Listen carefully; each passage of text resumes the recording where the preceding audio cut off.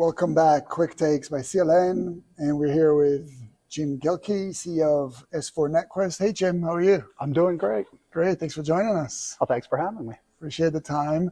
S4 NetQuest is a learning design company. Very exciting stuff. I'll let you maybe describe a little bit of what you guys do for your clients. Yeah, so we do focus on the instructional design concepts. We have a concept called impact learning. Very different than traditional learning, problem-based learning, collaboration. The result is application, the ability to not just pass a test, but to actually apply that knowledge on the job. Yeah, and I think that some of your sweet spots are kind of the more complex type of training that has to happen for some critical applications like healthcare, medical devices. Yeah, that's true. My background's actually aviation, so I came from that where training was critical. Yeah. And so we focus, 80% of our portfolio right now is medical device and pharma. Yep. Anything from training surgeons on surgical techniques to training folks that are selling medical devices or pharma. Yeah, definitely. What's the difference between designing instructional content for, I guess, non-critical and critical applications? Yeah, it really comes down to the client. So for instance, we will be approached to do compliance training. But in many cases, the client really wants a box checked there. Yes, we have gone through, we've checked the box, that compliance issue has been addressed. What we want is something that really, really makes a difference. Like I said, training a surgeon on the use of a new surgical robot and making sure that they can become proficient in a very, very short period of time. That level of complexity and criticality is what we like to focus on. Gotcha.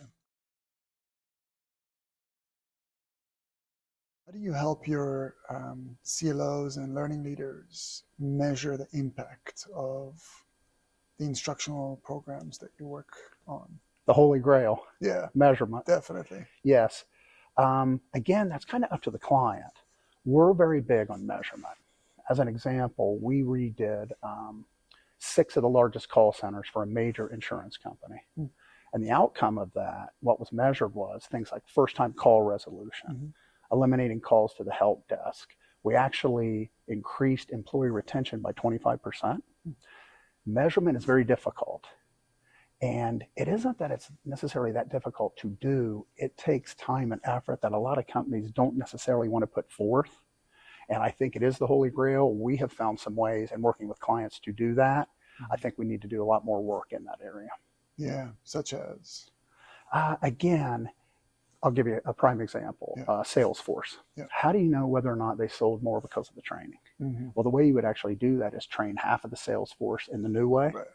And you have an experimental, right?